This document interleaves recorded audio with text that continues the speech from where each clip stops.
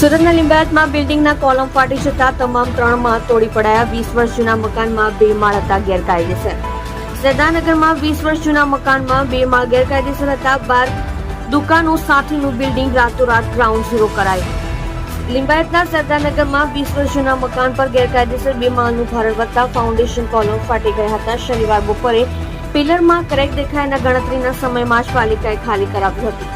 પાલિકાએ પહેલી વખત આખી રાત ઓપરેશન ડિમોલિશન કાર્યવાહી ચલાવી બિલ્ડિંગને ગ્રાઉન્ડ ઝીરો કર્યું હતું. 12 દુકાનો સાથેના 3 માળના બિલ્ડિંગને રાતોરાત ઉતારી પાડવાની કાર્યવાહી કરી હતી. લિંબાયતના કમરુનગરમાં ખાડીપુરની સ્થિતિને પગલે પાલિકા ટીમ વિસ્તારમાં સર્વેલન્સમાં ચોતરાઈ હતી.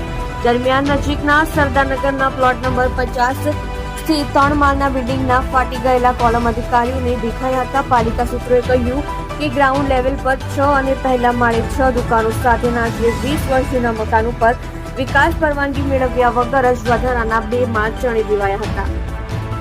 સત્ય માટે હંમેશા સત્યની સાથે જોડાઈ રહો. આ સુરત ન્યૂઝ ચેનલની સાથે.